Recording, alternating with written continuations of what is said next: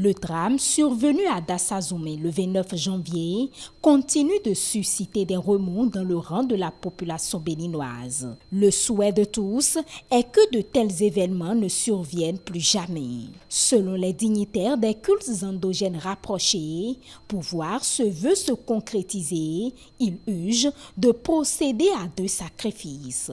Faire des rituels pour que les âmes des défunts reposent en paix et conjurer le mauvais sort. Enfin, achever les sacrifices prédits par le TOFA pour l'année 2023. Nous parlons ici, mais ces personnes sont toujours en train de vivre le drame causé par le feu. C'est comme si les mêmes personnes-là sont encore dans le feu en train de souffrir jusqu'à maintenant. Tant que le rituel ne sera pas fait, ils seront en train de souffrir. Chaque jour, à l'heure exacte, ils vont souffrir comme ils étaient dans les bus. Chaque jour. Si rien n'est fait, ils peuvent faire 200, 300 ans comme ça. Et même celles ou ceux qui ont été survécus peuvent être traumatisés et revivre à des moments donnés en rêve la même scène.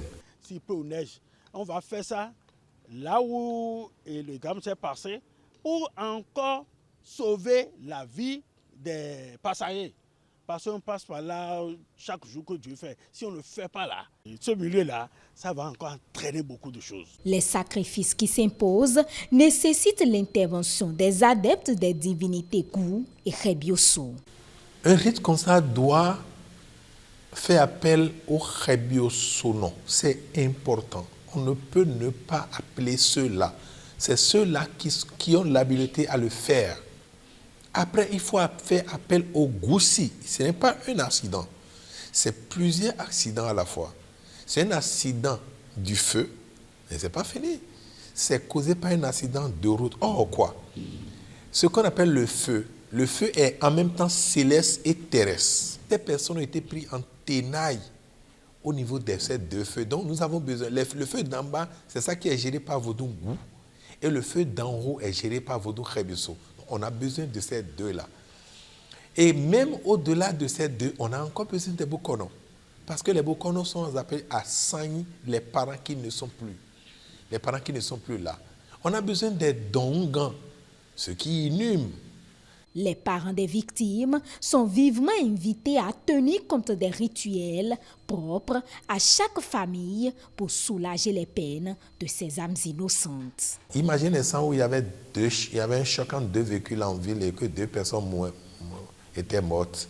Mais c'est chaque famille qui prend pour lui et va enterrer selon les règles liées à ses coutumes pour pouvoir éviter que d'autres situations comme ça arrivent encore dans la famille. Donc, chacun peut déjà le faire. Maintenant, pour ceux qui n'ont pas retrouvé le corps de leurs membres de la famille, on a la possibilité d'appeler.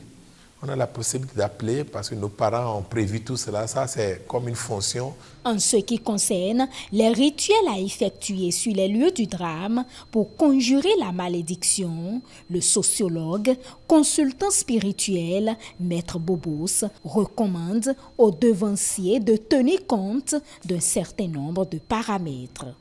Accident de Sanadiadofia, au cours de Sanadiadofia, au cours de Dofia, Zovi de Sanadiadofia, il ne faut pas appeler ce que tu ne veux pas.